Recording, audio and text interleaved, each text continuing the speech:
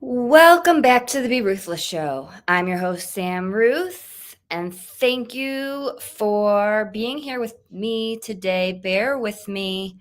I am more emotional and less prepared than usual. It is the 6-year anniversary of losing Jim. If you are here with me live, I think it is important to do this episode live because people really think that there is this magic thing that happens after the first year. And I really want people to know, especially people who have only known and seen me the past couple years and who see Grief Hab and who see the success. I think it's important to see the waves of grief and know that it never ends. So I am choosing to share a difficult day with you. And I always wear my heart on my sleeve. I always show up as I am. But today's a little bit more difficult than usual. So thank you for being patient with me and understanding that days like today happen every single day for someone somewhere. And I am choosing to share this day with you, not because mine is any more important than someone else's, but because this topic matters and because it's invisible and people everywhere are struggling. And unless someone talks about it and starts the conversation, life goes on and the world keeps moving. And even I look fine most days, and I am better than I have been most days. But every single day, I'm still not okay. And I still struggle in so many ways that people don't see. And I make it my mission to be that voice. So I'm showing up the best I can today. I don't care about doing my hair or makeup or being pretty for the camera or worrying about what the world thinks about me today, because being here at all is difficult and getting through this day is difficult. And that's 6 years after losing Jim. And people think that it gets easier, and I tell my clients it doesn't get easier, it gets different. We learn how to navigate this journey better. We get better at reaching out. We get better at using our voices. We get better at finding more tools because we have to. There's not much support available, and the support that is, it's our responsibility to find it. And that's exactly why Grief Hab, which is rehab for grief, exists. Because with my background and with my resources, even I couldn't find the support that I needed. And I don't want people to struggle for 1 minute longer than they have to. The minute that we experience a loss, our life changes in that very moment.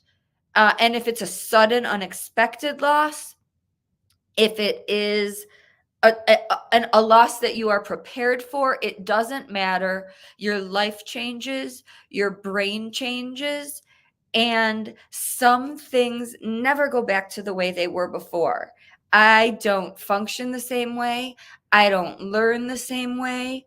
I make changes. I make shifts, I adjust. I started this early today because that's the only way I'm going to get through it. That's an adaptation that I'm making in order to get through this day. That's an adjustment that I can make to function, to get through a shift that might seem small or insignificant to many.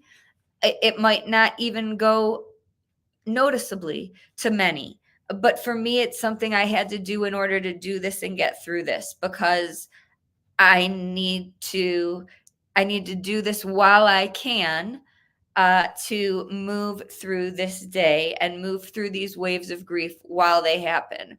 It's very easy for me to talk about my feelings. It's very easy for me to share my journey. But today's not an easy day. and I want to be with my dogs. I want to be in nature. I want to do the things that I need to do to make this day more manageable. So, doing this a little bit earlier is an adjustment I can make so that I can breathe a little bit easier. And only people who have experienced loss and trauma know what I'm talking about. And one day you will, because it's the one thing that we all will go through. But there's this thing that happens where breathing becomes harder, more difficult. And I've had anxiety my whole life. This isn't that type of difficulty breathing. When there's this grief pain, you feel like you can't breathe. And for me, being outdoors and being in nature was a huge, huge part of my healing journey. And when I feel that tightness coming, when I start to feel that, I need that change of environment. I need to get outside, even if I only have 2 or 3 minutes. So those are little things that no one else could notice, that are invisible to the rest of the world, but that I experience on a regular basis ever since losing Jim, that millions of other people experience. And for them, it might not be nature. For them, it could be meditating. There's so many different ways to heal and to handle the waves when they happen, but they happen for every single one of us. And so I'm choosing to have video with this podcast. I'm choosing to stream it live on all social media channels on a really difficult day, because someone else is going through this every minute of the day, every city and state, in your company, in your classroom, and they don't know how to say help. And sometimes we don't even have the words. I don't know how to explain the tightness or the need to just get outside. An 8, 9, 10-year-old certainly can't. And if we don't start having these conversations and acknowledging the fact that grief does not end, doesn't end when the funeral or the memorial ends, and it certainly doesn't end after the first year, it changes. But what ends is support. What ends is the resources and the people around us believing that we need that support. And that is the myth. And that is the problem. We get stronger. We function and we survive because we have to. We have no other choice. And for some it takes longer than others. Some put on a mask and act like they're fine when they're not. I didn't do that. I was not okay for a very long time, and everyone knew it. And here I am now, 6 years later, visibly looking better to the world most of the time and sharing a difficult day with you now. But I'm telling you, I'm not fine most of the time. I'm better than I was, and I handle things much, much better. But I struggle and I have challenges every day that are invisible. And so this topic matters because someone else in your life also goes through this. To what degree, I can't tell you.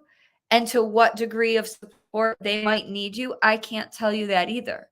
But that's why we have to have these conversations. My family knows that I still need them. They know that I need to talk about Jim every single day, not just on his birthday or on our wedding anniversary or on important days in our life or his life. Every single day. That might be different for someone in your life, but there are also awareness days in this world that are not acknowledged, that if you knew of, you maybe would pick up the phone or reach out to someone in your world who was struggling more. We need to be there more for people who are struggling, even when we don't know how. There are people who don't know what to say to me today, and that's okay. You can still just say love you, thinking of you. We live in a world of emojis. You can send a symbol. You don't even have to use words in almost 2024. We make it very easy in this land of technology to say something without having to say much. So I am telling you, as an expert, personally and professionally in the grief space, that saying something, saying anything, being there is better than waiting for that magic perfect thing to come up in your head to say. It will never come because there's nothing perfect to say. No one will ever have the perfect thing to say to me because it doesn't exist, right? There is absolutely nothing anyone can ever say that will make it better. There's nothing I can ever say to anyone when they go through a loss. I can't, to my clients, to anyone new that goes through a loss that I reach out to, right? There's nothing, there's no words, but that doesn't mean that we still can't reach out and say, I'm here for you, anything. So that fear of saying the wrong thing that gets in the way, that I don't want to make it worse, that stops us, please erase that and just be there, because we don't need you to fix it. We don't need you to magically say something perfect. We just need you. We still need to know that we have you because we have already lost something and someone so important to us that we need to know we still have the people who are left in our lives that care. So today, for me, on my difficult day, reach out to someone in your life who you care about, who's been through a loss, whether it was an hour ago or 10 years ago, because I promise you, they're still hurting. And maybe they're not hurting as much as they were, but they still hurt. I roll over every single morning and I still reach for Jim. And I don't know that that will ever change. I don't think I want it to, right? I love that I still magically love him and our magical love story is what it is, but my brain doesn't understand the reality, right? My brain still has to relearn every single day that he's not here. So even though I intellectually know that, when I wake up every morning, my brain doesn't. Those are the things you don't see. So someone in your world has been through that and they look fine because they're going to work because they have to, or because they're going to these holiday parties because they have to, or because they are functioning in this world because we have no other choice. And so I am choosing to spend this day with you, not because my story, again, is more important than anyone's. It's not because I matter or my story matters. It's because grief is invisible and grief never ends and we can't measure it. I can't tell you that on July 20th of 2027, so and so is going to be in less pain. It doesn't work that way. The people who have been through loss need you today, tomorrow, and always. And there are these battles that we have. I was talking about it on another video I did, that like there are these things that drain us that don't make sense to people who haven't been through it. It will make sense to you when you go through it. We don't want you to join our club. You will, because grief doesn't discriminate against anyone. It's the one thing we absolutely all have in common or will have in common at some point, and the one thing we don't discuss. That's a problem, but you'll get it. There are these things that make no sense that used to be so simple that are really, really exhausting now.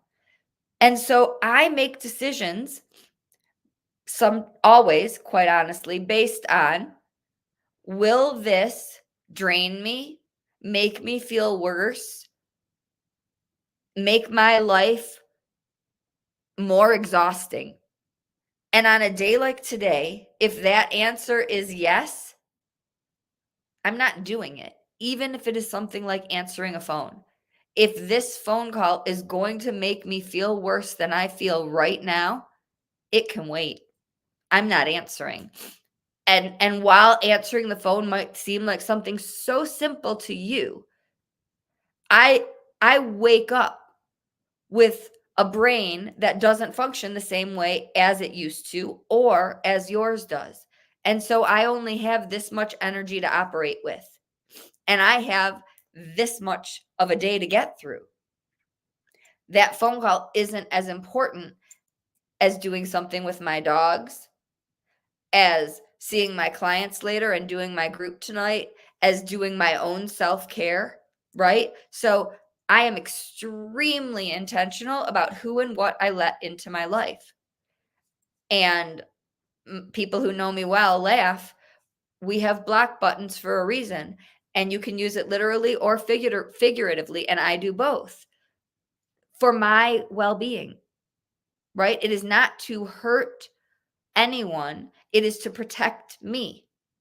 I have been through enough. I go through enough on every single day, again, that you don't see, these invisible challenges. Grief is invisible, but let's talk about all of the other invisible things that come with grief that you don't see. Grief comes with depression, right? Of course, it makes sense that people who are grieving would be depressed. Grief comes with anxiety. I already had anxiety my entire life, so it reached a level that I had never experienced. I've learned to manage all of that, right? But again, invisible. Grief comes with problems sleeping. Some people sleep too much, some people don't sleep at all. But again, invisible. Grief changes people's nutrition. Some people don't eat, some people eat too much. I work with my clients on staying hydrated. And right now, I am extremely thirsty just from talking and doing 2 videos in a row. As soon as I'm done, I'm going to have a full glass of water. Keeping our physical bodies taken care of is a complete job. Staying physically okay so that we are better prepared to take care of our emotions, excuse me, is a job. And that changes. We don't necessarily care. I didn't care. I ate Cheerios out of the box for the longest time. My mom still cries when I talk about that. But all of these things are invisible. Changes in how we concentrate. First of all, if we're not sleeping or we're sleeping too much, of course our concentration changes. But we're expected to perform at school or at work the same way. It's all of these things that the rest of the world doesn't see. So here I am 6 years later, about to choke because I don't have a glass of water next to me. Am I functioning so much better than I did before? So much better. Like, so much better. I've learned so much, but I still go through so many challenges that are invisible every single day. And today's still not a fun day for me.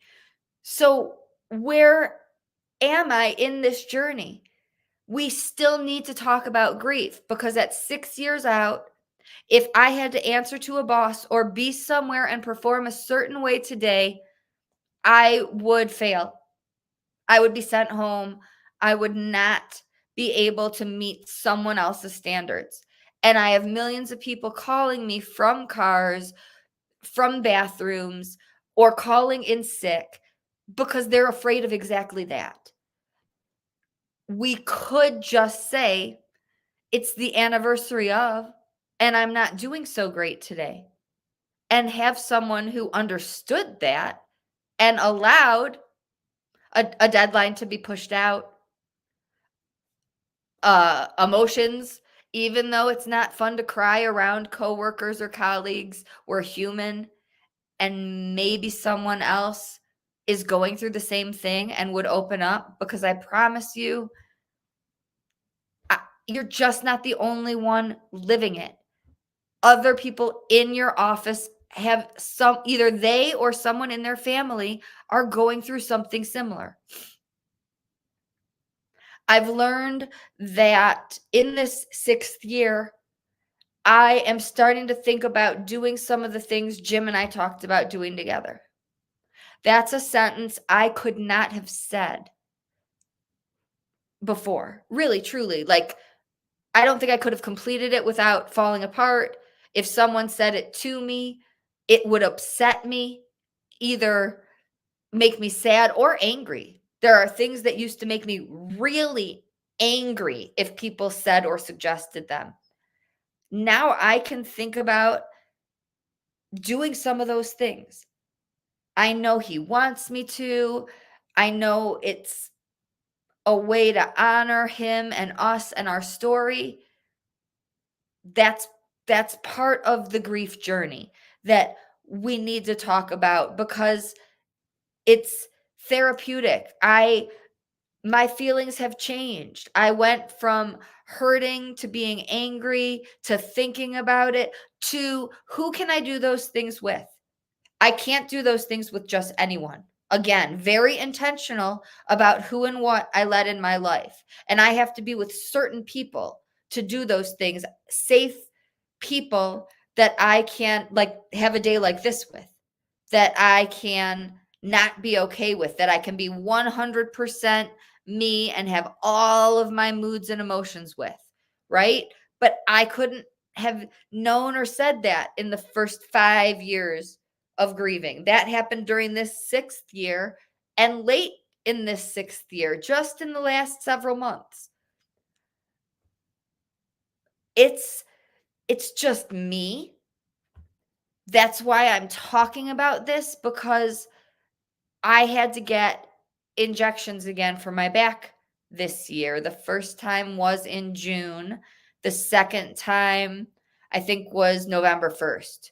So twice, but twice without Jim.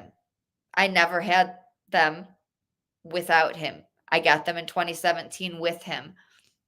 Most other people have someone by their side for those things.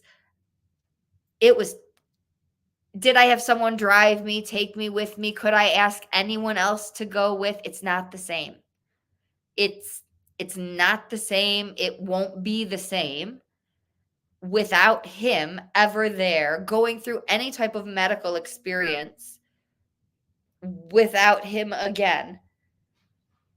It's terrifying. Even though it wasn't surgery or life threatening, it still made me have this aha. And I have amazing friends and amazing family.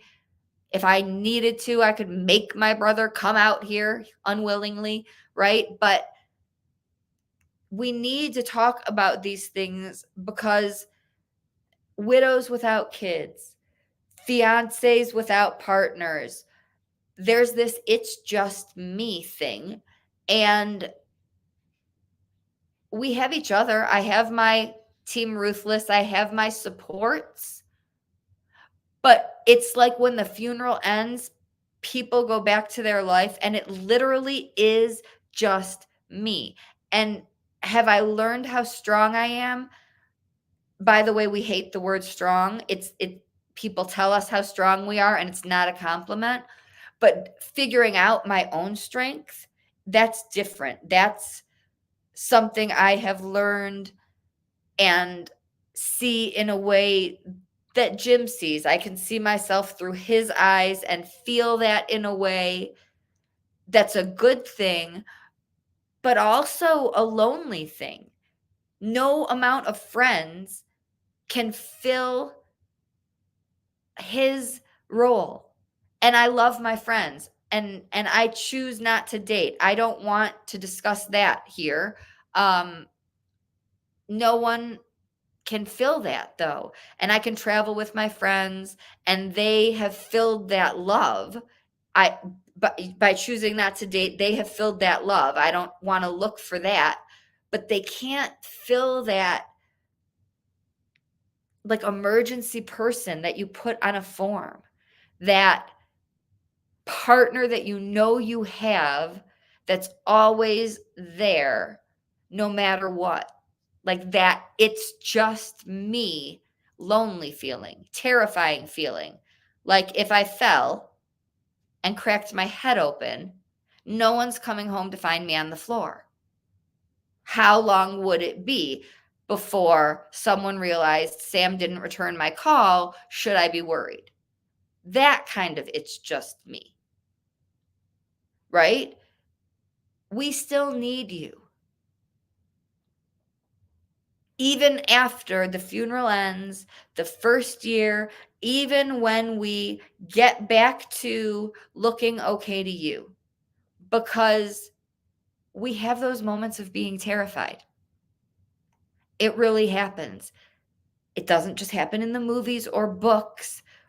Like, I have a group of soul sisters who live alone, who have lost their husband, fiance, partner, and we would get on a plane for each other. We would do anything for each other. But what if we fell and cracked our heads open? We wouldn't know quickly enough. So we still need you to recognize that just because we look okay and we are functioning, and sometimes we even look great, we still want you to know we're on our own, and checking in on us is not just okay, it's necessary. I check in on people I care about, because I not only do I want to know that they're okay, I need to know that they're okay. And when people stop checking in on us, we feel like we don't matter. We feel forgotten. And the person who we knew we mattered to more than life isn't here anymore. So do we matter? Life goes on for everyone else. That's why we need to have these conversations, because maybe we don't to the people we should, but maybe there's more people out there that we do matter to that would join our circles, that would join Team Ruthless, that would join Grief Hab, that would join these conversations, that would be a part of these communities, that would want to make a difference and say, I want to check in on these people. I want to I care about the fact that there's only 1 day bereavement leave. I care about the fact that people go home from the funeral and then don't check in on other people. I want to be part of that committee. I want to be part of the check-in committee, because that's what we do. We check in because we know that when the funeral ends, other people stop. And so we will check in. I don't care if I just met you yesterday. We check in. Soul sisters in a club we didn't ever ask to join, because the world keeps going when ours stopped. I get that there are people who have lost a parent, lost a child, and I want you to please comment, Sam at Samantha Ruth, the comments on the social media here. What happens in your world? Do people also stop reaching out? I know that marriages can crack. I know that there's a lot that happens there too. And I'm speaking here as a widow on the 6-year anniversary of losing Jim. And I'm talking about the secondary losses that we go through and what happens in my world and what I need. But there are losses for every loss. There are secondary losses for everyone. The funeral ends and everyone else has to go back to the real world, but our world just ended in some way. And people stop checking in. People think we're okay. I repeat, we have no choice. We have to function. And so, again, I'm sharing today. It's not a fun day for me. And I don't know why I expected less, right? Of course, it's not a fun day for me, but it's harder than I thought for some reason. And I know better than to have any expectation. Grief comes in waves, it's invisible, and you can be coasting along any given day or week, doing okay, and out of nowhere, it can smack you for no reason. But certainly when anniversaries or birthdays or certain days pop up, we know it's going to smack us in the face. So I knew today was going to smack me in the face. Um, I certainly knew that. There are those unexpected days. There are things that come out of nowhere that we don't expect. Driving by and a street sign says something, or a certain songs can pop up. Of course, that I expect that. Music is a big thing, but things can pop up out of nowhere. Days, we expect that. So what else? What conversations do we need to be having? I, again, am not sharing this day because my loss matters more than anyone else's. Hundreds of people are grieving today. The holidays are difficult for everyone. All of my clients, everyone in my world right now is struggling. I'm choosing to share my difficult day as an example because I am one of hundreds of hundreds of hundreds. And if I can be a voice and a face, then maybe it will remind you of someone that you can reach out to in your world. I don't care if it's been 10 or 15 years. Grief never ends. It's invisible. And just because we look okay doesn't mean we don't need you. Decisions become really, really overwhelming. Any way that you can be here for us, any way that you can simplify things. People mean well by saying, do you need anything? And that is an extremely overwhelming question in itself. So I'm going to the store. Do you need chicken or steak? Right? I tell people multiple questions, please. Someone just asked in the comments, how did my loss happen? For those who do not know me, I lost my husband unexpectedly 6 years ago. He collapsed at work while he was making his lunch.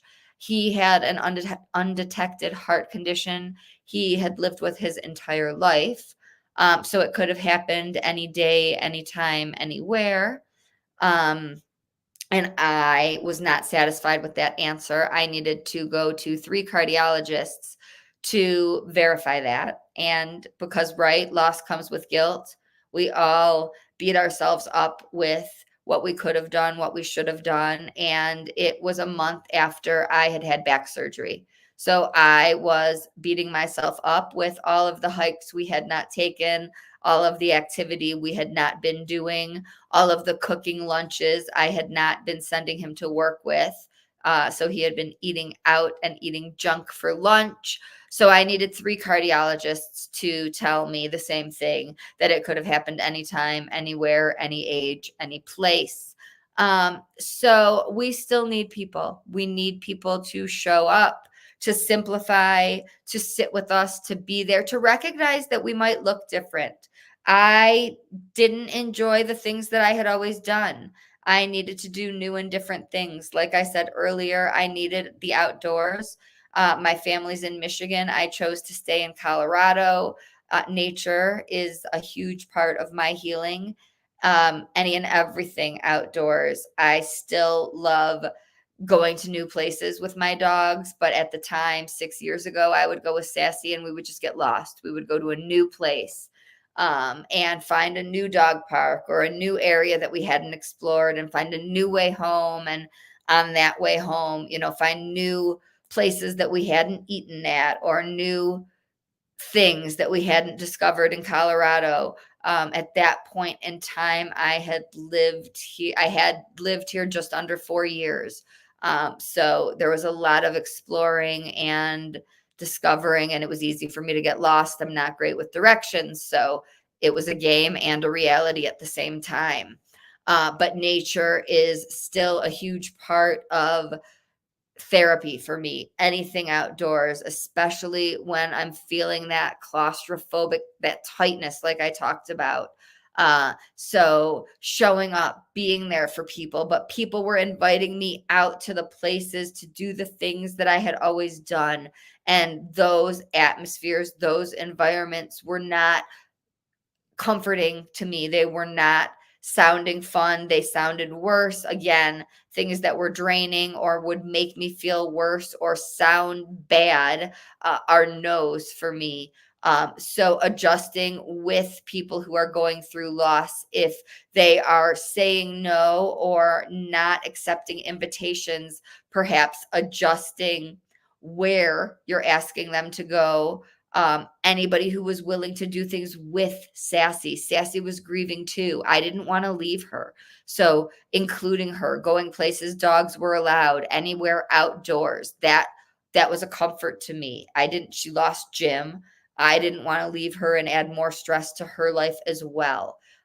So considering what people's stress is and what they're going through, even though they were inviting me places that I always loved to go, for some reason at those times in my time of loss and added anxiety, again, invisible, those places were adding stress. So thinking about what people could be dealing with and even just adjusting where you're going.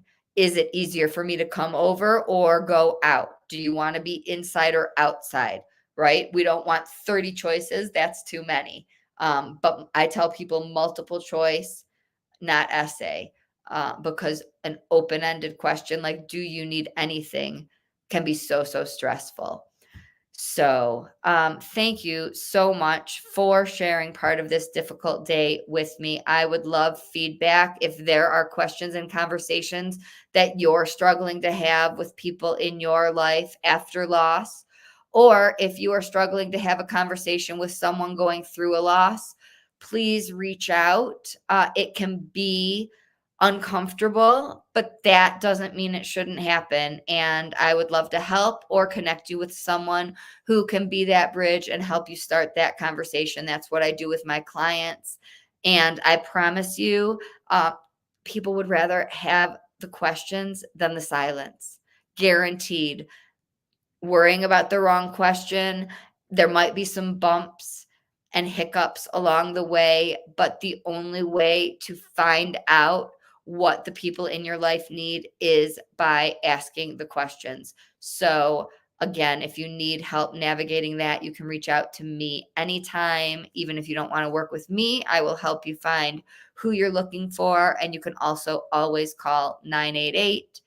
Does not have to be life or death. They're a crisis line. They can help you with things like this as well. They're licensed and trained. So they're absolutely qualified for things like this.